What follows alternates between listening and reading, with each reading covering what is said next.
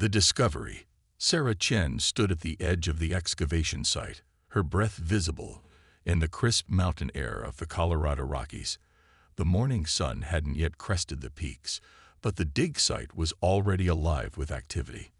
As lead archaeologist for the Unified Earth Sciences Division, she'd seen her share of unusual finds, but nothing like this. The object they'd uncovered 3 days ago defied explanation. 60 meters of sleek, dark metal buried under centuries of rock and soil, its surface unmarred by time. No signs of corrosion, no degradation. Just smooth, almost organic curves that seemed to drink in the light. Dr. Chen, Marcus, her assistant, came running up the slope, tablet in hand. The readings, they're off the charts. The energy signature just spiked again. Sarah pulled out her own device, checking the numbers scrolling across the screen. The object was becoming more active with each passing hour. What had started as a faint power signature had grown steadily stronger since they'd exposed the full length of the hull. "Have you ever seen anything like this?" Marcus asked, his dark eyes wide with excitement. "It has to be them, doesn't it?" "The Vor?" Sarah nodded slowly. "The Vor, humanity's first and only contact with an alien civilization. They'd appeared 50 years ago, massive ships emerging from fold space above Earth's major cities. They'd stayed just long enough to deliver their message. Earth was now part of their protectorate. They would return in time to elevate humanity to its proper place in the galaxy. Then they vanished, leaving humanity with more questions than answers. "If it is Vor technology, it's different from anything they showed us," Sarah said, running her hand along the hull. The metal was warm to the touch, despite the cold morning air. Their ships were all angles and geometric patterns. "This is different, more organic." A low hum began to emanate from the object, rising in pitch until it was just at the edge of human hearing. Sarah's tablet sparked and went dark. All around the dig site, equipment began to shut down. "Everyone clear the area," Sarah shouted, backing away from the hull. "Emergency protocols, now." The dig team scrambled up the slopes of the excavation pit.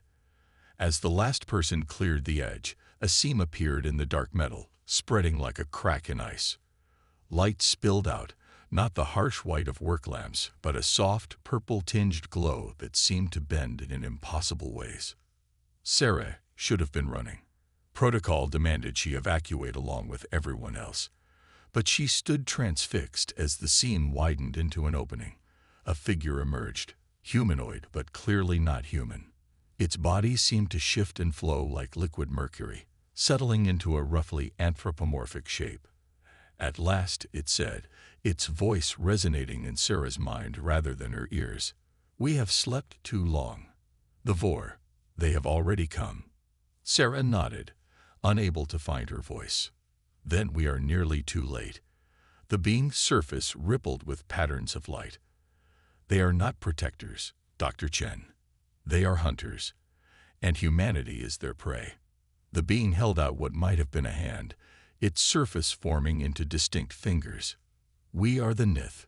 We have hidden among the stars, watching the Vor consume civilization after civilization. But in humanity, we see a chance, perhaps the last chance, to break their cycle. Will you help us?"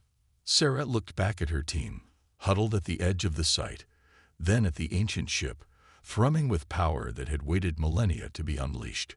She reached out and took the offered hand. "Tell me everything," she said. "The price of knowledge." The next 48 hours passed in a blur of revelations and preparations. Sarah sat in her hastily converted office at the dig site, surrounded by holographic displays projected by Nith technology. Each one told a different part of a horrifying story. "The Vor are not a single species," explained Axer, the Nith representative who had first emerged from the ship. Its mercury-like form flowed smoothly as it manipulated the displays. "They are a collective, built from the consumed essences of thousands of civilizations." The holograms showed world after world, each one vibrant with unique life and culture. Then came the Vor ships, not with weapons of destruction, but with promises of elevation and protection. Each civilization welcomed them as saviors, as humanity had begun to do.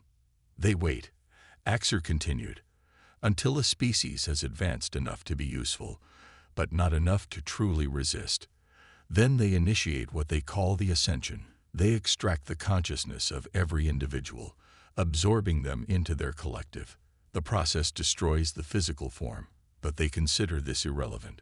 To them, it is evolution. Sarah watched as another hologram showed a planet's population simply vanishing, their bodies dissolving into light that was drawn up into the Vor ships. Her stomach churned. And they're planning this for Earth. Yes, their message of protection was the beginning. They are already preparing your world, introducing subtle changes to your technology, your biology. Even now, your people are being conditioned to accept their final gift. Sarah thought of the technological boom of the past 50 years, the miraculous medical advances, the quantum leaps in computational power. All of it, gifts from their Vor protectors. All of it, preparing humanity for harvest. Why us? She asked. Why did you choose Earth to make your stand? Axer's form shifted, patterns of light racing beneath its surface. Because you are different. Every species the Vor have consumed was unified, peaceful, eager to join a galactic community. But humans, the beam's form rippled with what might have been amusement. Humans argue. You fight. You break things just to see how they work. You take elegant solutions and find ways to make them better by making them messier. You are chaos incarnate. And that's good. It is necessary. The Vor cannot comprehend chaos. Their collective consciousness requires harmony, perfect synchronization, a species that embraces discord, that thrives on imperfection. You may be able to disrupt their entire network. Sarah stood, pacing the small office. So you've been hiding on Earth, waiting for us to advance enough to help you fight them. Not hiding, Axer corrected. Sleeping, growing, learning. Our ship was damaged fleeing the Vor millennia ago. We could have repaired it, but we chose to wait, to adapt. We have become something new in our time here, shaped by your world's chaotic energy. And now we offer an alliance. An alliance. Sarah stopped pacing. Between humanity and the Ninth. Yes, we can provide you with technology, knowledge, weapons, but more importantly, we can show you how to turn the Vor's greatest strength into a weakness. Their unity is absolute, but absolute unity cannot survive the introduction of true chaos. Before Sarah could respond, alarms began blaring throughout the compound. One of the holographic displays shifted, showing a massive shape descending through Earth's atmosphere. Its geometric perfection was instantly recognizable. They know we are here, Axer said, its form condensing into a more concentrated shape. They have come earlier than expected. Dr. Chen, you must decide now. Will humanity face the Vor alone, or will you join us in bringing chaos to their perfect order? Sarah looked at the approaching Vor ship, then at the ancient Nith vessel humming with power beneath the mountain. The weight of the entire human species pressed down on her shoulders. But really, there was only one choice. Show me what we need to do, she said. Defiance Protocol. The Vor ship hummed above Denver like a crystalline mountain, its geometric perfection casting impossible shadows on the city below. Inside the hastily established command center at NORAD, Sarah watched as military leaders from around the world argued over screens. We can't just roll over and surrender, General Rivera was saying, her weathered face tight with tension. We have nuclear capabilities, orbital defenses, which they helped us build, interrupted Admiral Chen, no relation to Sarah. Every weapons system we've developed in the past 50 years has been influenced by their technology. They probably have backdoors to all of it. Sarah stepped forward, Axer flowing beside her like a living mercury sculpture. That's exactly why we're not going to use any of it. We're going to fight them with something they've never seen before, human improvisation. The room fell silent as Sarah pulled up the schematics they'd extracted from the Nith ship. The Vor operate on perfect harmony. Every action, every decision is made with the consensus of their entire collective. But that's their weakness. They can't handle uncertainty, chaos, or human stubbornness. Axer's form rippled in agreement. Your species has a unique talent for what you call jury-rigging, making systems work in ways they were never designed to. The Vor cannot comprehend this. Their minds are too ordered, too perfect. Sarah gestured to the schematics. The Nith have given us the basic principles of their technology, not their advanced weapons or shields, but something better, their understanding of how the Vor consciousness network functions. We don't need to destroy their ships. We just need to introduce enough chaos into their network to force them to retreat. And how exactly do we do that? General Rivera asked, leaning forward. Sarah smiled. We're going to hack them. Not with computers, but with pure human unpredictability. The ninth ship contains quantum resonators that can interface with the Vor network. We're going to connect human minds to their collective, not to join it, but to disrupt it. Human minds. Admiral Chen looked skeptical. Against their entire collective consciousness. Think about it, Sarah pressed. They've spent millennia absorbing species that were ready to ascend, races that had achieved harmony and peace. But humans, we can't even agree on pizza toppings. Our minds are trained from birth to handle contradictions, to thrive in chaos. We're going to give them a dose of pure human consciousness, unfiltered and uncontrolled. Axer moved to the center of the room, its form expanding to create a three-dimensional display. We have already modified our ship's resonators to safely connect human consciousness without risking absorption into the collective. We need only a small team, perhaps 5 humans whose minds are particularly resistant to order. I volunteer, Sarah said immediately. I know more about their technology than anyone else on Earth. General Rivera stood. I'm in. 30 years of military service has made me pretty damn good at refusing to follow other people's plans. One by one, others stepped forward. A quantum physicist known for her unorthodox theories, a jazz musician whose improvisational skills were legendary, and a teenage hacker who had once broken into the Pentagon systems just to prove she could. As they prepared the equipment, Sarah felt a mix of terror and exhilaration. They were about to link their minds to an alien collective consciousness with nothing but human chaos as their weapon. It was exactly the kind of insane plan that might actually work. The Vor are broadcasting their final warning, an officer reported. They're demanding our immediate surrender and acceptance of ascension. Sarah looked at her team, each being fitted with neural interfaces derived from myth technology. Let's show them why they should have picked a different species to mess with. #Legacy of the Stars. Minds of Chaos. The interior of the Nith ship thrummed with energy as Sarah and her team lay in modified acceleration couches, neural interfaces glowing softly against their temples. The quantum resonators surrounded them in a spiral pattern, their crystalline surfaces pulsing with otherworldly light. Remember, Axer said, its mercurial form moving between them, making final adjustments. Once connected, do not try to fight the collective directly. Simply be yourselves. Your natural thought patterns will do more damage than any deliberate attack. Sarah looked at her unlikely team. General Rivera was humming what sounded like old military cadences under her breath. Dr. Yang, the quantum physicist, was muttering equations that seemed to break down halfway through and reform into poetry. Marcus Chen, the jazz musician, had his fingers moving in impossible rhythms on the armrests.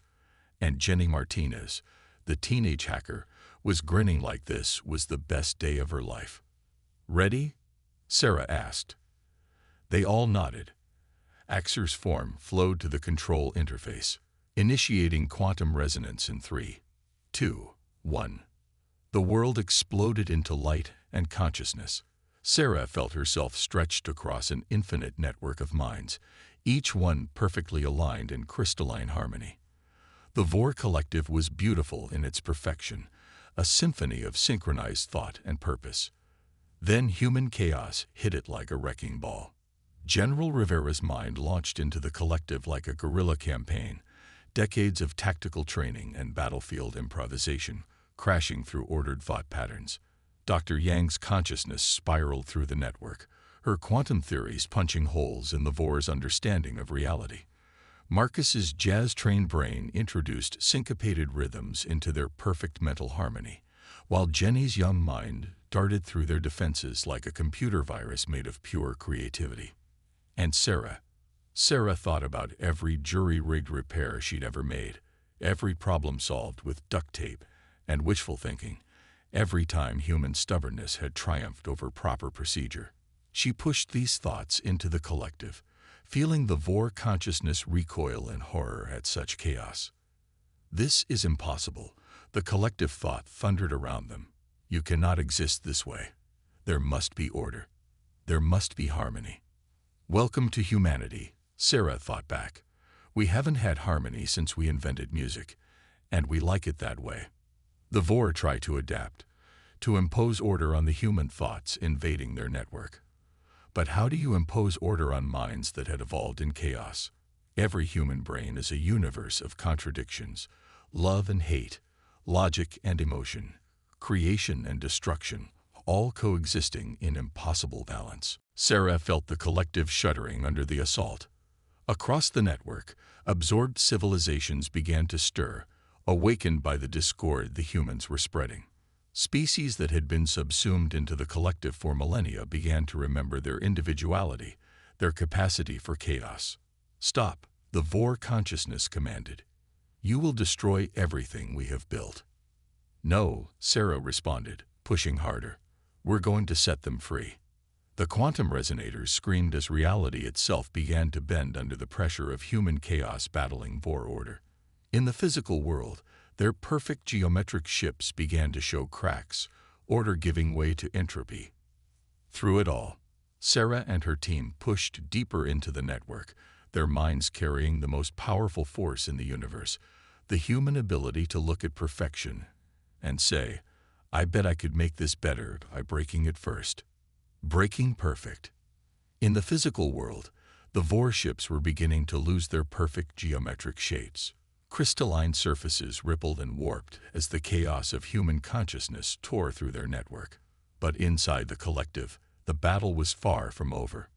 Sarah felt the Vor consciousness reorganizing, attempting to isolate and contain the human intrusion.